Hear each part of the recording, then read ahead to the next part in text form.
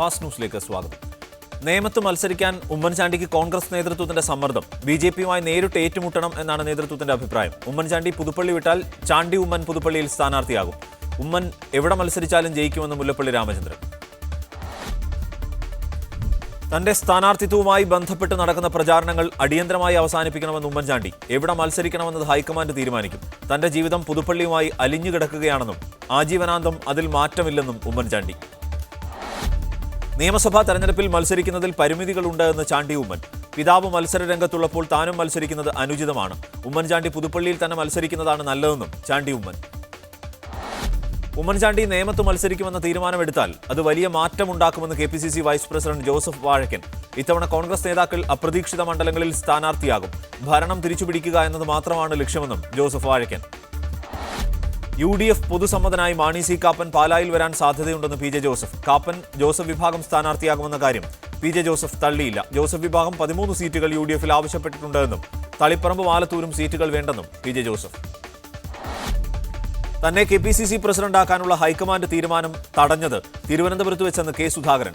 സംഘടനാ തെരഞ്ഞെടുപ്പ് നടന്നാൽ താൻ പ്രസിഡന്റാകും. കോൺഗ്രസിലെ 90% പ്രവർത്തകരും കൂടെയുണ്ടെന്നും സുധാകരൻ. KPCC അധ്യക്ഷ സ്ഥാനം തടഞ്ഞവരെ അറിയാമെന്ന K. സുധാകരന്റെ പ്രസ്താവനയിൽ പ്രതികരണവുമായി മുല്ലപ്പള്ളി രാമചന്ദ്രൻ. K. സുധാകരൻ അങ്ങനെ പറഞ്ഞിട്ടില്ല. അദ്ദേഹവുമായി നിരന്തരം താൻ ബന്ധപ്പെടാറുണ്ടെന്നും മുല്ലപ്പള്ളി. ഈത്തപ്പഴം ഇറക്കുമതി ചെയ്ത കേസിൽ കസ്റ്റംസിനോട് വിവരാവകാശ നിയമപ്രകാരം വിവരങ്ങൾ തേടി സംസ്ഥാന സർക്കാർ. അന്വേഷണത്തിന്റെ ഭാഗമായി കസ്റ്റംസ് ആർക്കൊക്കെ സമൻസ് അയച്ചിട്ടുണ്ട് എന്നത് ഉൾപ്പെടെ 6 ചോദ്യങ്ങളാണ് സർക്കാർ ചോദിച്ചത്. ചരിത്രത്തിലാദ്യമായാണ് ഒരു കേന്ദ്ര ഏജൻസിയിൽ നിന്ന് സംസ്ഥാന സർക്കാർ വിവരങ്ങൾ തേടുന്നത്. സ്വർണ്ണക്കടത്ത് കേസ് ഒത്തുതീർപ്പാക്കുകയാണ് എന്ന് KPCC പ്രസിഡന്റ് മുല്ലപ്പള്ളി രാമചന്ദ്രൻ. അന്വേഷണം മരവിക്കുന്നു. ശിവശങ്കർ പുറത്തുവരുമെന്നും CPM-ഉം BJP-യും ഒത്തുകളിച്ചുവെന്നും മുല്ലപ്പള്ളി.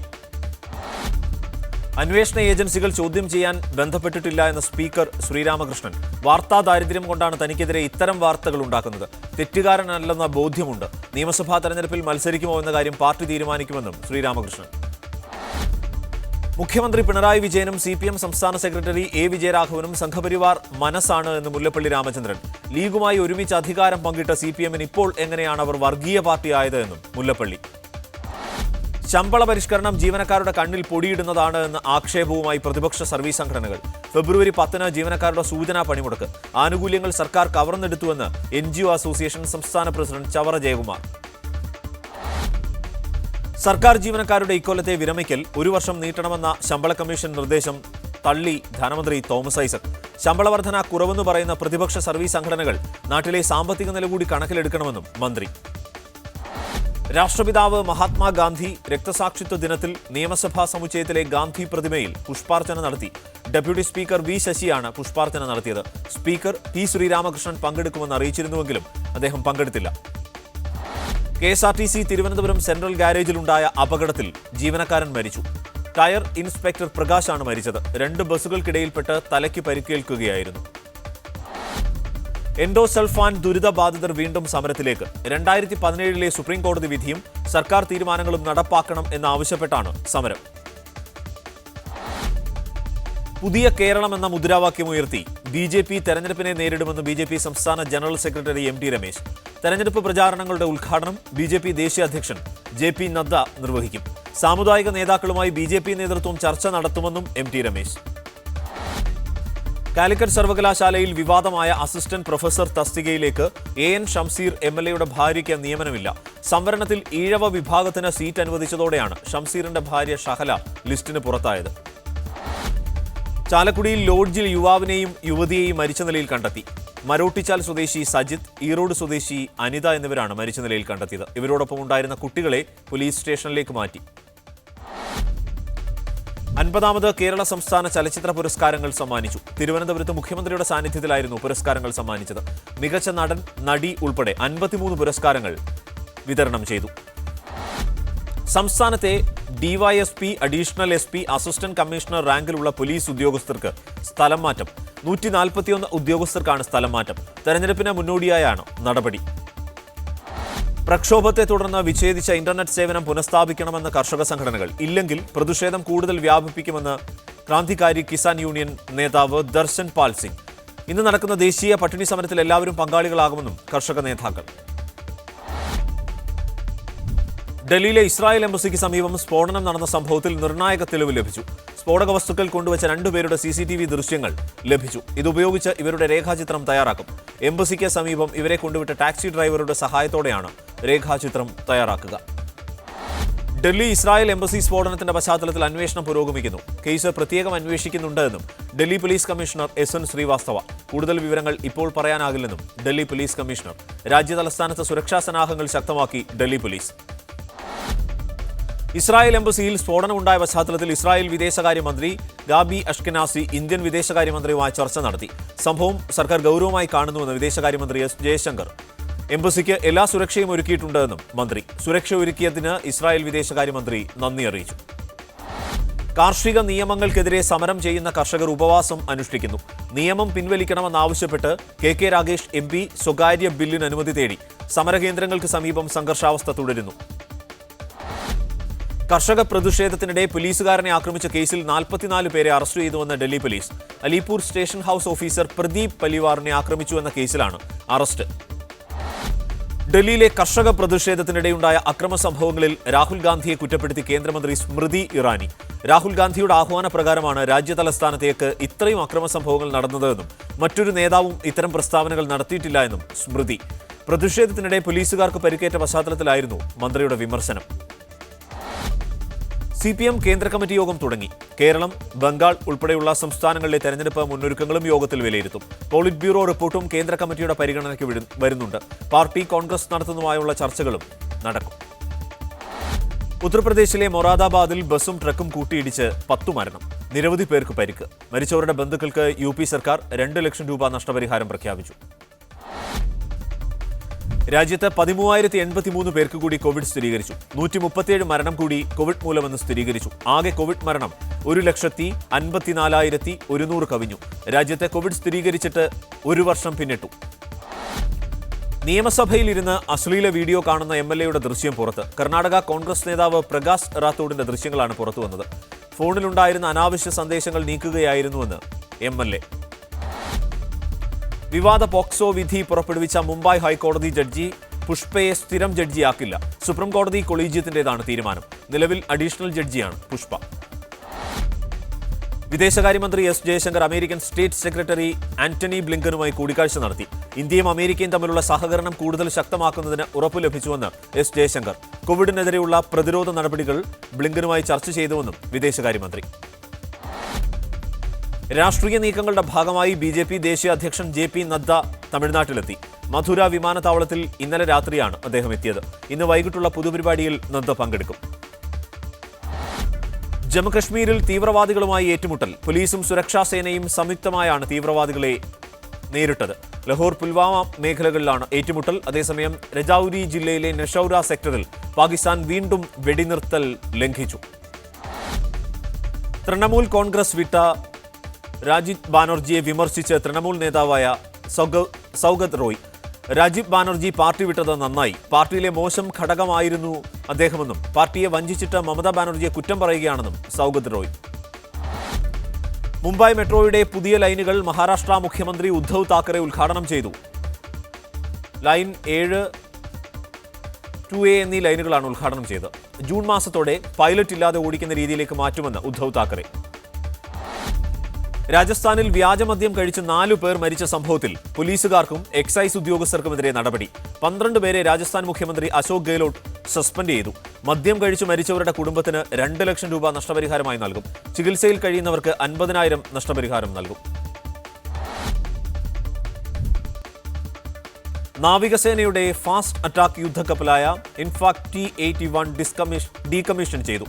മുംബൈയിലെ ഡോക്യാർഡിലായിരുന്നു ഡീകമ്മീഷൻ ചെയ്യൽ. 20 വർഷത്തിലേറെ രാജ്യത്തെ സേവിച്ച യുദ്ധക്കപ്പലാണിതെന്ന് ഇന്ത്യൻ നേവി. കേന്ദ്ര ആഭ്യന്തരമന്ത്രി അമിത്ഷായുടെ കൊൽക്കത്ത സന്ദർശനം റദ്ദാക്കി. ഇന്ന് നടക്കാനിരുന്ന സന്ദർശനം ഇന്നലെ രാത്രിയാണ് റദ്ദാക്കിയത്. 2 ദിവസത്തെ സന്ദർശനമാണ് അമിത്ഷാ നടത്താനിരുന്നത്. പശ്ചിമബംഗാൾ മുഖ്യമന്ത്രി മമതാ ബാനർജിയുടെ ജയ് ബംഗ്ല മുദ്രാവാക്യം രാജ്യവിരുദ്ധമെന്ന് BJP. മുദ്രാവാക്യം ബംഗ്ലാദേശിനെ മഹത്വവൽക്കരിക്കുന്നതാണ് എന്ന് പശ്ചിമബംഗാൾ BJP അധ്യക്ഷൻ ദിലീപ് ഘോഷ്. ബംഗ്ലാദേശിന്റെ ദേശീയ മുദ്രാവാക്യമാണ് ജയ് ബംഗ്ല എന്നും ദിലീപ് ഘോഷ്. ഡൽഹിയിലെ സ്കൂളുകളിൽ 9, 11 ക്ലാസുകൾ ഫെബ്രുവരി 5-ന് തുറക്കും. ഉപമുഖ്യമന്ത്രി മനീഷ് സിസോദിയാണ് ഇക്കാര്യം വ്യക്തമാക്കിയത്. കോളേജുകളും ഡിപ്ലോമ കോഴ്സുകളും സ്ഥാപനങ്ങളും 5-ാം തീയതി തുറക്കുമെന്നും മന്ത്രി അറിയിച്ചു. ഡൽഹിയിൽ 10-12 ക്ലാസുകൾ നേരത്തെ തുറന്നിരുന്നു. വെർച്വൽ സർവകലാശാല സ്ഥാപിക്കാനൊരുങ്ങി കേന്ദ്ര വിദ്യാഭ്യാസ മന്ത്രാലയം. ദേശീയ വിദ്യാഭ്യാസ നയം 2020 ഭാഗമായാണ് ഈ പുതിയ നീക്കം. ഇതിന്റെ ഭാഗമായി കേന്ദ്ര വിദ്യാഭ്യാസ മന്ത്രി രമേശ് പൊഖ്രിയാൽ വിവിധ ഉന്നത ഉദ്യോഗസ്ഥരുമായി ചർച്ച നടത്തി. നടൻ രജനീകാന്തിന്റെ സഹായി അർജുന മൂർത്തി പുതിയ രാഷ്ട്രീയ പാർട്ടി പ്രഖ്യാപിക്കാനൊരുങ്ങുന്നു.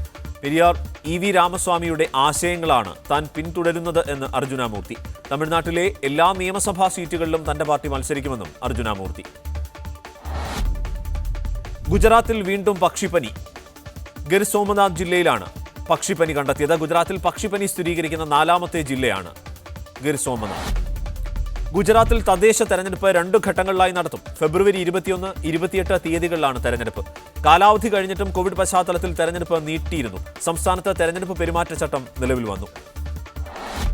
നിക്ഷേപകർക്ക് പൗരത്വം നൽകാൻ UAE മന്ത്രിസഭാ തീരുമാനം. ശാസ്ത്രജ്ഞർ, ഡോക്ടർമാർ, എഞ്ചിനീയർമാർ തുടങ്ങിയവർക്കും പൗരത്വം നൽകും.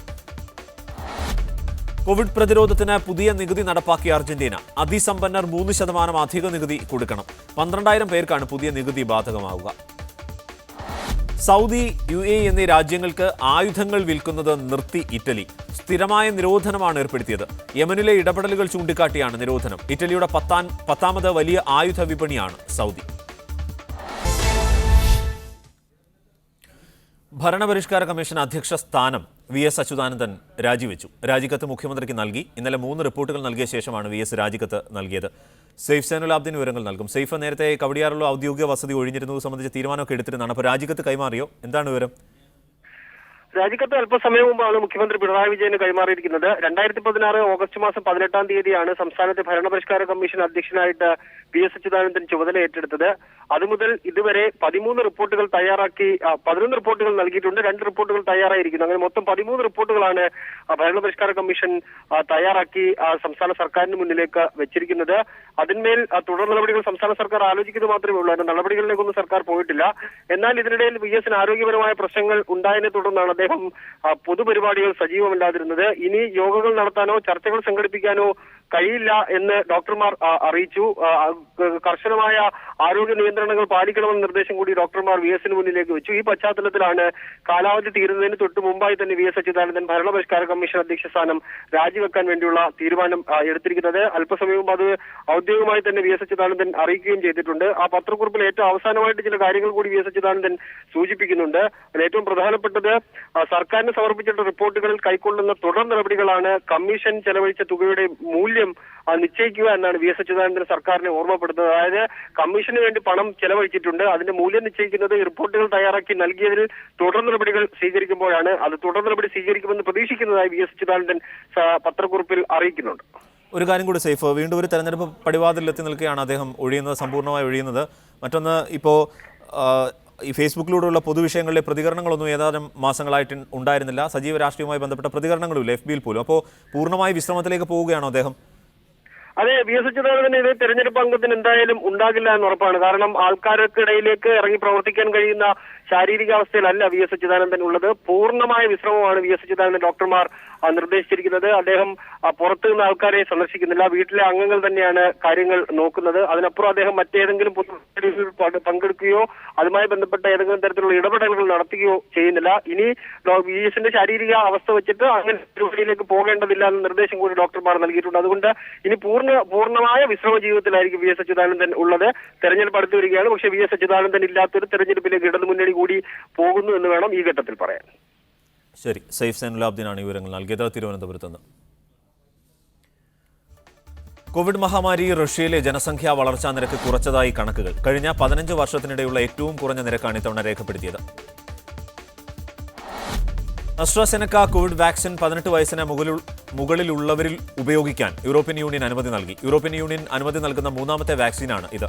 ഫൈസറിനും മൊഡേണ വാക്സിനുമാണ് നേരത്തെ അനുമതി നൽകിയത്. കോവിഡ് വാക്സിൻ കയറ്റുമതിക്കുള്ള ഒരുക്കങ്ങൾ അടിയന്തര പ്രാധാന്യത്തോടെ നടത്തണമെന്ന് India EU vice president Valdis Dombrovskis കമ്പനികളോട് വാക്സിൻ ഉൽപ്പാദനം കൂട്ടണമെന്ന് പറഞ്ഞിട്ടുണ്ടെന്നും അദ്ദേഹം വ്യക്തമാക്കി. എന്നാൽ തീരുമാനത്തെ ലോകാരോഗ്യ സംഘടന എതിർത്തു. വാക്സിൻ സുരക്ഷിതമായി സൂക്ഷിക്കുന്നത് വെല്ലുവിളിയാണ് എന്നും WHO. ലോകാരോഗ്യ സംഘടനയുടെ കോവിഡ് പഠന സംഘം കൊറോണ വൈറസിന്റെ പ്രഭവ കേന്ദ്രമായ വുഹാൻ സന്ദർശിച്ചു. വൈറസ് ആദ്യം റിപ്പോർട്ട് ചെയ്ത ആശുപത്രിയിലാണ് സംഘം എത്തിയത്. കോവിഡ് മഹാമാരിയുടെ ഉത്ഭവത്തെക്കുറിച്ചുള്ള ആഴമേറിയ പഠനത്തിനായാണ് സംഘം വുഹാനിലെത്തിയത്. വുഹാനിലെ മാർക്കറ്റുകളും സംഘം സന്ദർശിക്കും. കൊറോണ വൈറസിന് ഇനിയും ജനിതക മാറ്റങ്ങൾ സംഭവിക്കുമെന്ന് അമേരിക്കയിലെ പ്രമുഖ ശാസ്ത്രജ്ഞൻ അന്റോണിയോ ഫൗസി. ഏതു വഴിയിലൂടെയും വൈറസിന് മാറ്റങ്ങൾ സംഭവിക്കാം. പ്രതിരോധ കുത്തിവയ്പ് വേഗത്തിൽ പൂർത്തിയാക്കുക എന്നതാണ് പ്രതിരോധ മാർഗമെന്നും അന്റോണിയോ ഫൗസി. താലിബാനുമേൽ പുതിയ അമേരിക്കൻ സർക്കാർ സമ്മർദ്ദം ചെലുത്തണമെന്ന് അഫ്ഗാൻ പ്രസിഡന്റ് അഷ്റഫ് ഗനി. താലിബാനോട് കൂടുതൽ സംഘങ്ങളെ പിൻവലിക്കാൻ ആവശ്യപ്പെടണമെന്നാണ് അഫ്ഗാൻ ഉന്നയിക്കുന്നത്. 2020 ഫെബ്രുവരിയിൽ ഉണ്ടാക്കിയ കരാർ താലിബാൻ പാലിച്ചിട്ടില്ല എന്നും അഷ്റഫ് ഗനി. കോങ്കോ പ്രധാനമന്ത്രി സിൽവെസ്ട്ര ഇലുങ്കോ രാജിവെച്ചു. നാഷണൽ അസംബ്ലിയിലെ അവിശ്വാസ പ്രമേയത്തിലൂടെ ഭൂരിപക്ഷം നഷ്ടപ്പെട്ടതിനെ തുടർന്നാണ് രാജി. പ്രധാനമന്ത്രിയുടെ രാജിയോടെ പ്രസിഡന്റ് ഫെലിക്സ് ഷിസേകേദിക്ക് തനിക്ക് താൽപ്പര്യമുള്ളയാളെ പ്രധാനമന്ത്രി പദത്തിലേക്ക് നിയമിക്കാം. ഉടൻ തന്നെ പുതിയ പ്രധാനമന്ത്രിയെ പ്രഖ്യാപിക്കുമെന്ന് പ്രസിഡന്റിന്റെ ഓഫീസ്. അമേരിക്കയിൽ താമസിക്കുന്ന സിറിയൻ അഭയാർത്ഥികൾക്കുള്ള സഹായം ദീർഘിപ്പിക്കാൻ ജോ ബൈഡൻ ഭരണകൂടത്തിന്റെ തീരുമാനം. മാർച്ച് 31-ന് സഹായ കാലാവധി അവസാനിക്കാനിരിക്കെയാണ് സർക്കാരിനെ ദീർഘിപ്പിക്കാനുള്ള പുതിയ തീരുമാനം. അഭയാർത്ഥികളായ സിറിയൻ പൗരന്മാർക്ക് ഇതോടെ 18 മാസം കൂടി അമേരിക്കയിൽ നിയമപരമായി ജോലി ചെയ്ത് ജീവിക്കാം. തീരുമാനത്തെ അഭയാർത്ഥി പ്രതിനിധികൾ സ്വാഗതം ചെയ്തു. ഇറാനുമേലുള്ള ഉപരോധം നീക്കിയെന്ന് കരുതി അമേരിക്ക വെക്കുന്ന വ്യവസ്ഥകൾ അംഗീകരിക്കില്ലെന്ന് ഇറാൻ വിദേശകാര്യമന്ത്രി ജവാദ് ഷരീഫ്.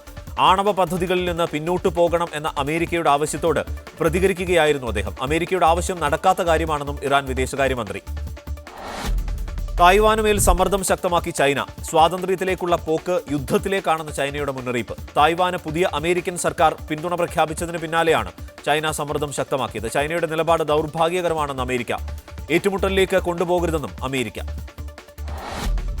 അമേരിക്കയിലെ ക്യാപിറ്റോൾ ആക്രമണത്തിന് തലേന്ന് പൈപ്പ് ബോംബുകൾ കണ്ടെത്തിയിരുന്നതായി FBI വെളിപ്പെടുത്തൽ. ഡെമോക്രാറ്റിക് റിപ്പബ്ലിക്കൻ പാർട്ടികളുടെ ഹെഡ്ക്വാർട്ടേഴ്സുകളിന് സമീപത്താണ് ബോംബുകൾ കണ്ടെത്തിയത്. ബോംബുകൾ സ്ഥാപിച്ചയാളെ കണ്ടെത്തിയെന്നും FBI. UAE ഉൾപ്പെടെ 3 രാജ്യങ്ങളിൽ നിന്നുള്ള വിമാന സർവീസുകൾ വിലക്കി ബ്രിട്ടൻ. ബുറുണ്ടി, റുവാണ്ട എന്നിവയാണ് മറ്റു രാജ്യങ്ങൾ. സൗത്ത് ആഫ്രിക്കയിൽ കോവിഡിന്റെ പുതിയ വകഭേദം കണ്ടെത്തിയ പശ്ചാത്തലത്തിലാണ് തീരുമാനം. നിലവിലെ വാക്സിനുകൾ ഈ വൈറസിന് പര്യാപ്തമല്ല എന്ന് കണ്ടെത്തിയതോടെയാണ് ബ്രിട്ടൻ നടപടി കടുപ്പിച്ചത്. അമേരിക്കയുമായുള്ള ആയുധ കൈമാറ്റ കരാർ നീട്ടി ബ്രിട്ടൻ. നിലവിലുണ്ടായിരുന്ന കരാർ കാലാവധി നീട്ടുന്ന ബില്ലിൽ പ്രസിഡന്റ് വ്ളാഡിമിർ പുടിൻ ഒപ്പിട്ടു. കാലാവധി തീരാനിരിക്കെയാണ് നടപടി. ആയുധ കരാറുമായി ബന്ധപ്പെട്ട് നേരത്തെ പുടിൻ US പ്രസിഡന്റ് ജോ ബൈഡനുമായി ചർച്ച നടത്തിയിരുന്നു. ശൈത്യം കടുത്തതോടെ ന്യൂയോർക്കിൽ ദേശീയ കാലാവസ്ഥാ സർവീസിന്റെ മുന്നറിയിപ്പ്. ശരീരഭാഗങ്ങൾ സുരക്ഷിത കവചങ്ങൾ കൊണ്ട് സൂക്ഷിക്കണമെന്നാണ് മുന്നറിയിപ്പ്. അതിശൈത്യം കാരണം ശരീരവീക്കം അനുഭവപ്പെടാനുള്ള സാധ്യതയുള്ളതിനാലാണ് ജാഗ്രതാ നിർദ്ദേശം. ദ്വിരാഷ്ട്ര സിദ്ധാന്തം പ്രയോഗവൽക്കരിക്കുന്നതിലൂടെ പശ്ചിമേഷ്യൻ പ്രശ്നപരിഹാരം ഉറപ്പാക്കാൻ സാധ്യമായ എല്ലാ നീക്കവും തുടരുമെന്ന് UN സെക്രട്ടറി ജനറൽ. അമേരിക്കയുടെ മുൻ പ്രസിഡന്റിന്റെ കാലത്ത് പ്രശ്നപരിഹാരവുമായി ബന്ധപ്പെട്ട് പ്രകടമായ ഒരു നീക്കവും നടന്നില്ലെന്നും അദ്ദേഹത്തിന്റെ കുറ്റപ്പെടുത്തൽ. ബൈഡൻ ഭരണകൂടത്തിന്റെ സമീപനം ഗുണം ചെയ്യുമെന്നാണ് UN വിലയിരുത്തൽ. സൗദിയിൽ കോവിഡ് വാക്സിന്റെ 2ാമത്തെ ഡോസിന്റെ വിതരണവും പുനഃക്രമീകരിക്കുന്നു. വാക്സിൻ ലഭ്യമാക്കുന്നതിന് കാലതാമസം നേരിടുന്നതിനാലാണ് ഇത്.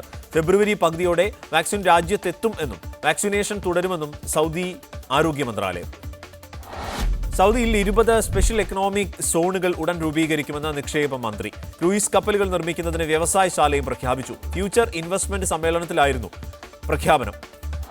സൗദി തലസ്ഥാനമായ റിയാദിനെ ലോകത്തെ ഏറ്റവും വലിയ സാമ്പത്തിക വ്യാവസായിക നഗരിയാക്കുമെന്ന് സൗദി കിരീടാവകാശിയുടെ പ്രഖ്യാപനം. ഫ്യൂച്ചർ ഇൻവെസ്റ്റ്മെന്റ് സമ്മിറ്റിൽ സംസാരിക്കുകയായിരുന്നു അദ്ദേഹം. ലോകത്തിലെ ഏറ്റവും വലിയ 10 സമ്പദ് വ്യവസ്ഥകളിലൊന്നായി റിയാദിനെ മാറ്റാനാണ് ലക്ഷ്യം. UAE മോശമായി ചിത്രീകരിക്കുന്ന രീതിയിൽ പ്രസ്താവന നടത്തിയതിൽ ഇസ്രായേൽ ഖേദം പ്രകടിപ്പിച്ചു. UAE കോവിഡ് പരത്തുന്നുവെന്ന രീതിയിൽ ഇസ്രായേൽ പ്രതിനിധിയാണ് കഴിഞ്ഞ ദിവസം പ്രസ്താവന നടത്തിയത്. ഇത് വ്യാപകമായ വിമർശനത്തിനിടയാക്കിയ സാഹചര്യത്തിലാണ് ഖേദപ്രകടനം. 70 വർഷത്തെ യുദ്ധത്തിൽ മരിച്ചവരെക്കാൾ കൂടുതൽ UAEയുമായുള്ള 2 ആഴ്ച കാലത്തെ സമാധാന കരാറിനിടെ മരിച്ചു എന്നായിരുന്നു പ്രസ്താവന. കോവിഡിനെ തുടർന്ന് അടച്ച ദുബായിലെ സെയിന്റ് മേരീസ് കാത്തലിക് ചർച്ച് തിങ്കളാഴ്ച തുറക്കും. ദിവസവും 2 നേരമാണ് പ്രാർത്ഥനയ്ക്ക് അനുമതി. രാവിലെ 6:00-നും രാത്രി 7:00-നും പള്ളിയിലെത്താം. പള്ളിയുടെ വെബ്സൈറ്റിൽ രജിസ്റ്റർ ചെയ്ത 30% വിശ്വാസികൾക്ക് പ്രവേശനം നൽകും. 60 പിന്നിട്ടവർക്കും 12 വയസ്സിന് താഴെയുള്ള കുട്ടികൾക്കും പള്ളിയിലേക്ക് പ്രവേശനമില്ല. കോവിഡ് സുരക്ഷാ മാനദണ്ഡങ്ങൾ പാലിച്ചായിരിക്കും പ്രാർത്ഥന. സൗദി അറേബ്യയിലേക്കും തിരിച്ചുമുള്ള അന്താരാഷ്ട്ര വിമാനയാത്രാ സർവീസുകൾ പുനരാരംഭിക്കുന്നത് വൈകും. മെയ് 17 മുതൽ സർവീസ് ആരംഭിക്കുമെന്ന് ആഭ്യന്തര മന്ത്രാലയം അറിയിച്ചു. നേരത്തെ മാർച്ച് 31-നായിരുന്നു അതിർത്തി തുറക്കാൻ തീരുമാനിച്ചിരുന്നത്. കണ്ണൂർ ഉളിക്കലിൽ പുഴയോരത്ത് 55-കാരനെ മരിച്ച നിലയിൽ കണ്ടെത്തി. മണ്ണേരി ആദിവാസി കോളനിയിലെ കുമാരന്റെ മൃതദേഹമാണ് മാവിലക്കടവ് പുഴക്കരയിൽ കണ്ടെത്തിയത്. കോതമംഗലം തങ്കളം ബൈപ്പാസിൽ മൃതദേഹം കണ്ടെത്തിയ സംഭവത്തിലെ ദുരൂഹത നീക്കി. കെട്ടിടത്തിൽ നിന്ന് വീണു മരിച്ച തിരുവനന്തപുരം കാട്ടാക്കട മലയൻകീഴ് സ്വദേശിയുടെ മൃതദേഹം സുഹൃത്തുക്കൾ വഴിയിൽ ഉപേക്ഷിച്ചതാണെന്ന് പോലീസ് അന്വേഷണത്തിൽ കണ്ടെത്തി. തിരുവനന്തപുരം മലയൻകീഴിൽ ജോലി വാഗ്ദാനം നൽകി ലക്ഷങ്ങൾ തട്ടിയെടുത്ത സ്ത്രീ അറസ്റ്റിൽ. പാപ്പനംകോട് എസ്എൻ നഗർ സ്വദേശി ഗീതയാണ് പിടിയിലായത്. പ്രതിയെ കോടതിയിൽ ഹാജരാക്കി റിമാൻഡ് ചെയ്തു. കണ്ണൂർ വിമാനത്താവളം വഴി അനധികൃതമായി കടത്താൻ ശ്രമിച്ച സ്വർണം പിടിച്ചു. 11.5 ലക്ഷം രൂപ വില വരുന്ന 231 ഗ്രാം സ്വർണമാണ് കസ്റ്റംസ് പിടിച്ചത്. ഷാർജയിൽ നിന്നെത്തിയ കടവത്തൂർ സ്വദേശികളായ അമ്മയുടെയും മകളുടെയും പക്കൽ നിന്നാണ് സ്വർണം പിടികൂടിയത്. രാജ്യത്തെ ഭരണഘടനയെ അനുസരിക്കുകയും സംരക്ഷിക്കുകയും ചെയ്യുന്ന ജനപ്രതിനിധികളെ തെരഞ്ഞെടുക്കുന്നതിൽ സഭാവിശ്വാസികൾ ജാഗ്രത പുലർത്തണമെന്ന് ഓർത്തഡോക്സ് സഭ സുനഹദോ സെക്രട്ടറി യുഹാനോൻ ദിയസ് കോറസ് മെത്രാപ്പൊലീത്ത കോട്ടയം തിരുനക്കരയിൽ ഓർത്തഡോക്സ് സഭ സംഘടിപ്പിച്ച ഭരണഘടനാ സംരക്ഷണ സദസ്സിൽ സംസാരിക്കുകയായിരുന്നു അദ്ദേഹം. യൂത്ത് കോൺഗ്രസ് തൃശൂർ ജില്ലാ കമ്മിറ്റിയുടെ ആഭിമുഖ്യത്തിൽ മഹാത്മാഗാന്ധി രക്തസാക്ഷിത്വത്തിനോടനുബന്ധിച്ച് ഹേ റാം ഗാന്ധി മരിക്കാത്ത ഇന്ത്യ എന്ന പേരിൽ പൊതുസമ്മേളനം സംഘടിപ്പിച്ചു. നടുവിലാൽ പരിസരത്ത് നടന്ന പരിപാടി വി ഡി സതീശൻ MLA ഉദ്ഘാടനം ചെയ്തു. തദ്ദേശ തെരഞ്ഞെടുപ്പിൽ ജയിച്ച മലബാർ മേഖല ക്ഷീര ഉൽപാദക സഹകരണ യൂണിയൻ ഭാരവാഹികളെ ആദരിച്ചു. മിൽമ കോഴിക്കോട് റീജിയണൽ ഓഫീസിൽ നടന്ന ചടങ്ങിൽ ചെയർമാൻ KS മണി അധ്യക്ഷത വഹിച്ചു. കോഴിക്കോട് പെരിങ്ങളം മിൽമ ഹെഡ് ഓഫീസിന് മുന്നിൽ ഓൾ കേരള മിൽമ എംപ്ലോയീസ് ഫെഡറേഷന്റെ നേതൃത്വത്തിൽ ധർണ. DA കുടിശ്ശിക ഉടൻ അനുവദിക്കുക, സ്റ്റാഫ് പാറ്റേൺ അപാകത പരിഹരിച്ച് നടപ്പിലാക്കുക തുടങ്ങിയ ആവശ്യങ്ങൾ ഉന്നയിച്ചായിരുന്നു ധർണ. DCC president U Rajeevan master ഉദ്ഘാടനം ചെയ്തു. കേരള മദ്രസ അധ്യാപക ക്ഷേമനിധി ബോർഡ് സംസ്ഥാനത്തെ മുഴുവൻ മദ്രസ അധ്യാപകർക്കും സമഗ്ര പരിശീലനം നൽകുന്നു. കുട്ടികളുടെ മനഃശാസ്ത്രം, ബാലാവകാശ നിയമങ്ങൾ, വിവിധ ക്ഷേമ പദ്ധതികൾ എന്നീ വിഷയങ്ങളിലാണ് പരിശീലനം. പരിപാടിയുടെ സംസ്ഥാനതല ഉദ്ഘാടനം മന്ത്രി KT ജലീൽ നിർവഹിച്ചു. നേമത്തെ ഉമ്മൻചാണ്ടിയുടെ സ്ഥാനാർത്ഥിത്വം വീണ്ടും ചർച്ചയാക്കി മുല്ലപ്പള്ളി രാമചന്ദ്രൻ. നേമത്ത് മത്സരിക്കാനുള്ള വെല്ലുവിളി ഏറ്റെടുക്കാൻ ഉമ്മൻചാണ്ടിക്ക് മടിയുണ്ടാകില്ല. ഉമ്മൻചാണ്ടി പുതുപ്പള്ളിയിൽ തന്നെ മത്സരിക്കണം എന്നതാണ് KPCCയുടെ അഭിപ്രായം. പാർട്ടി ഇക്കാര്യം ചർച്ച ചെയ്തിട്ടില്ല എന്നും KPCC പ്രസിഡന്റ് മുല്ലപ്പള്ളി രാമചന്ദ്രൻ പറഞ്ഞു. തന്റെ സ്ഥാനാർത്ഥിത്വം ചർച്ചയാക്കരുത് എന്ന് ഉമ്മൻചാണ്ടി നേരത്തെ ആവശ്യപ്പെട്ടിരുന്നു. മുഹമ്മദ് അസ്ലം വിവരങ്ങൾ നൽകും. അസ്ലം, കേരളത്തിൽ എവിടെ മത്സരിച്ചാലും ഉമ്മൻചാണ്ടി ജയിക്കുമെന്നാണ് ആദ്യം അദ്ദേഹം പറഞ്ഞിരുന്നത്. ഇക്കാര്യത്തിൽ വീണ്ടും എന്താണ് PCC അധ്യക്ഷന്റെ പ്രതികരണം? അരുൺ, നേമത്ത് ഉമ്മൻചാണ്ടി മത്സരിക്കുമെന്നുള്ള ചർച്ചകളെ അത് വളരെ അടയ്ക്കുന്ന രീതിയിലാണ് ഉമ്മൻചാണ്ടി നേരത്തെ മാധ്യമങ്ങളോട് പ്രതികരിച്ചതും പ്രസ്താവന നൽകിയതും. കാരണം അത്തരമൊരു ചർച്ചകൾ മാധ്യമങ്ങൾ ഓരോ വാർത്തകൾ വരുന്നതിന്റെ പിന്നാലെ ചർച്ചകൾ ഉണ്ടാക്കുന്നു എന്ന രീതിയിൽ അദ്ദേഹം പ്രതികരിച്ചു. മാത്രമല്ല പുതുപ്പള്ളി തന്റെ ജീവരക്തവുമായി അലിഞ്ഞു എന്നുള്ള നിലപാട് പറയുകയും ചെയ്തിരുന്നു. അതേസമയം ഈ നേമത്തെ ഉമ്മൻചാണ്ടിയുടെ സ്ഥാനാർത്ഥി സംബന്ധിച്ചുള്ള ചർച്ചകളെ വീണ്ടും സജീവമാക്കുന്ന ഒരു പ്രസ്താവനയാണ് ഇപ്പോൾ KPCC പ്രസിഡന്റ് മുല്ലപ്പള്ളി രാമചന്ദ്രന്റെ ഭാഗത്ത് ഉണ്ടായിരിക്കുന്നത്. വ്യക്തിപരമായി ഉമ്മൻചാണ്ടി പുതുപ്പള്ളിയിൽ മത്സരിക്കണമെന്നാണ് തന്റെ അഭിപ്രായം എന്ന് പറയുമ്പോൾ പോലും നേമം എന്നൊരു വെല്ലുവിളിയാണ്. BJP അവരുടെ ഗുജറാത്താണെന്നൊക്കെ പറയുന്നൊരു സ്ഥലമാണ്. അതുകൊണ്ട് തന്നെ BJP ഉയർത്തിയൊരു വെല്ലുവിളിയാണ്. ഏത് വെല്ലുവിളിയും ഏറ്റെടുക്കുന്നതിൽ ഉമ്മൻചാണ്ടി മടിക്കില്ല, പിറകോട്ട് പോകില്ല എന്നുകൂടി ഇദ്ദേഹം പറഞ്ഞു വെക്കുന്നുണ്ട്. KPCC പ്രസിഡന്റ് പറഞ്ഞു വെക്കുന്നുണ്ട്. അതായത് ഉമ്മൻചാണ്ടി നേമത്ത് മത്സരിക്കുക എന്ന ഒരു ആശയത്തെ പരോക്ഷമായി KPCC പ്രസിഡന്റ് എന്ന നിലയിൽ മുല്ലപ്പള്ളി രാമചന്ദ്രൻ പിന്താങ്ങുന്നോ എന്ന സൂചന, അല്ലെങ്കിൽ അത്തരമൊരു വീണ്ടും ആ ചർച്ചയാക്കുന്നു എന്ന് പറയേണ്ടി വരുന്ന ഒരു സാഹചര്യമുണ്ട്. പാർട്ടിയിൽ കാര്യം ചർച്ച ചെയ്തിട്ടില്ല എന്ന് അദ്ദേഹം പറയുന്നുണ്ട്. പുതുപ്പള്ളിയിലാണ് അദ്ദേഹം മത്സരിക്കേണ്ടത് എന്നാണ് തന്റെ വ്യക്തിപരമായ അഭിപ്രായം എന്ന് പറയുന്നുണ്ട്. അതേസമയം വീണ്ടും ചർച്ചകളിലേക്ക് ആ കാര്യം കൂടി കൊണ്ടുവരുന്നു എന്നതാണ് ഇപ്പോഴത്തെ പ്രസ്താവന. എന്തായാലും അതൊരു വെല്ലുവിളിയാണ്. ആ വെല്ലുവിളി ഏറ്റെടുക്കാൻ ഉമ്മൻചാണ്ടിക്ക് മടിയില്ല എന്നുകൂടി, ഒരു വെല്ലുവിളി ഏറ്റെടുക്കുന്നതിൽ അദ്ദേഹത്തിന് മടിയില്ല എന്നുകൂടി KPCC പ്രസിഡന്റ് മുല്ലപ്പള്ളി രാമചന്ദ്രൻ പറഞ്ഞു വെക്കുന്നുണ്ട്. അരുൺ, ശരി. മുഹമ്മദ് അസ്ലമാണ് വിവരങ്ങൾ നൽകിയത്. പത്തനംതിട്ട ഇലന്തൂരിൽ EMS സഹകരണ ആശുപത്രി പ്രവർത്തനം ആരംഭിച്ചു. അത്യാധുനിക ഓപ്പറേഷൻ തിയേറ്റർ സംവിധാനത്തോടുകൂടി പ്രവർത്തനം ആരംഭിച്ച ആശുപത്രിയുടെ ഉദ്ഘാടനം മുഖ്യമന്ത്രി പിണറായി വിജയൻ നിർവഹിച്ചു. മന്ത്രി KK ശൈലജ പങ്കെടുത്തു.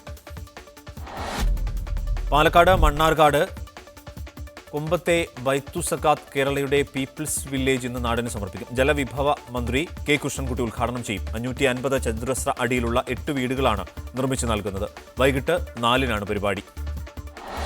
വൈപ്പിൻ ചെറായി ബീച്ചിൽ വിരിഞ്ഞ കടലാമ കുഞ്ഞുങ്ങളെ നാട്ടുകാരും വനംവകുപ്പ് ഉദ്യോഗസ്ഥരും ചേർന്ന് കടലിൽ വിട്ടു. ചെറായി കടപ്പുറത്ത് കണ്ടെത്തിയ 120 മുട്ടകളിൽ 80 എണ്ണമാണ് വിരിഞ്ഞത്. മൂന്നാറിലെ ഗതാഗതക്കുരുക്ക് പരിഹരിക്കാൻ സ്പെഷ്യൽ സ്ക്വാഡിന് രൂപം നൽകുന്നു. പോലീസ്, റവന്യൂ, പഞ്ചായത്ത് ഉദ്യോഗസ്ഥരെ ഉൾപ്പെടുത്തിയാകും സ്ക്വാഡ് രൂപീകരിക്കുക. ടൗണിൽ അനധികൃതമായി പാർക്ക് ചെയ്യുന്ന വാഹനങ്ങൾ കണ്ടെത്തി പിഴ ഈടാക്കുകയാണ് സ്ക്വാഡിന്റെ ചുമതല. ISLൽ ഇന്ന് മുംബൈ സിറ്റിയും നോർത്ത് ഈസ്റ്റ് യുണൈറ്റഡും നേർക്കുനേർ. പോയിന്റ് പട്ടികയിൽ 1-ാം സ്ഥാനത്തുള്ള മുംബൈ തികഞ്ഞ വിജയപ്രതീക്ഷയിലാണ് കളത്തിലിറങ്ങുന്നത്. വൈകിട്ട് 7:30 ഗോവ GMC സ്റ്റേഡിയത്തിലാണ് മത്സരം. ഓസ്ട്രേലിയൻ ഓപ്പൺ ടെന്നീസ് ടൂർണമെന്റിൽ ദിവസേന 30,000 കാണികളെ അനുവദിക്കും. ഒരേ സമയം 15,000 കാണികളെയാണ് അനുവദിക്കുക. ക്വാർട്ടർ ഫൈനൽ മത്സരങ്ങളിൽ കാണികളുടെ എണ്ണം 25,000 കുറയ്ക്കും. വിക്ടോറിയ കായിക മന്ത്രിയാണ് ഇക്കാര്യം അറിയിച്ചത്. ഈ സീസണിലെ രഞ്ജി ട്രോഫി BCCI ഉപേക്ഷിച്ചു. കോവിഡ് സാഹചര്യത്തിലാണ് തീരുമാനം. പകരം വിജയ് ഹസാരെ ട്രോഫി നടത്തും. ചരിത്രത്തിൽ ആദ്യമായാണ് രഞ്ജി ട്രോഫി ഉപേക്ഷിക്കുന്നത്.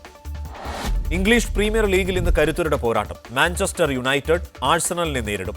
മാഞ്ചസ്റ്റർ യുണൈറ്റഡ് 2-ാമതും ആഴ്സണൽ 9-ാം സ്ഥാനത്തുമാണ്. രാത്രി 11 മണിക്കാണ് മത്സരം. ഇംഗ്ലീഷ് പ്രീമിയർ ലീഗിൽ മാഞ്ചസ്റ്റർ യുണൈറ്റഡ് ഇന്ന് ഷെഫീൽഡ് യുണൈറ്റഡിനെ നേരിടും. 19 കളികളിൽ നിന്ന് 41 പോയിന്റുമായി 1-ാമതാണ് സിറ്റി. അവസാന സ്ഥാനക്കാരാണ് ഷെഫീൽഡ് യുണൈറ്റഡ്. സ്പാനിഷ് ലീഗിൽ കരുത്തരായ റയൽ മാഡ്രിഡ് ഇന്നിറങ്ങും. 12-ാം സ്ഥാനത്തുള്ള ലെവാന്റെയാണ് എതിരാളി. 19 കളികളിൽ നിന്ന് 40 പോയിന്റുള്ള റയൽ 2-ാം സ്ഥാനത്താണ്. ഫാസ്റ്റ് ന്യൂസ് കഴിഞ്ഞു. ഇനി മീഡിയ സ്കാൻ കാണും.